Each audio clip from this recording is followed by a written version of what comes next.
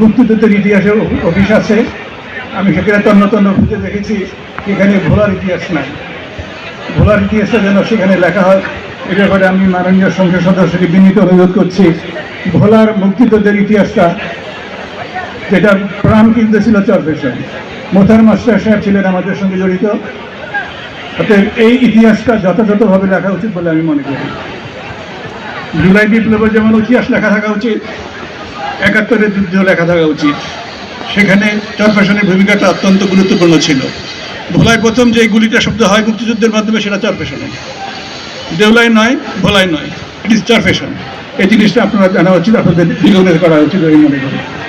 আজকে ইফতারি অনুষ্ঠানে সবাই আসছেন, আমাকে দাওয়াত দেওয়ার জন্য অসংখ্য ধন্যবাদ জানাচ্ছি।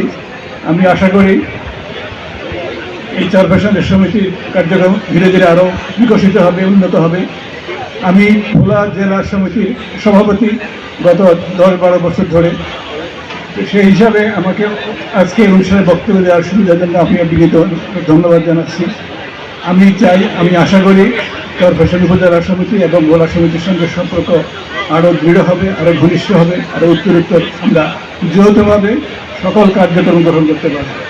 এটুকু বলে আমি বক্তব্য শেষ করতে চাচ্ছি। সবাইকে অসংখ্য ধন্যবাদ। কাজ করেছে আপনারা দেখেছেন, এবং ধাপে ধাপে কিন্তু এগিয়ে যাচ্ছে।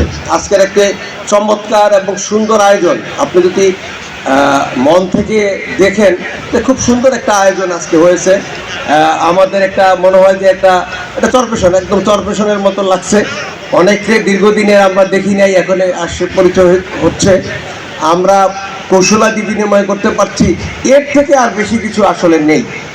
সমিতি যেহেতু ইফতার এবং সমিতি এগিয়ে যাবে, সমিতি বিভিন্ন কর্মসূচির প্রতি আপনাদের দোয়া থাকবে, আপনাদের সহানুভূতি থাকবে, আপনারা সমালোচনাও করবেন, আবার সহযোগিতাও করবেন। সকলকে ধন্যবাদ।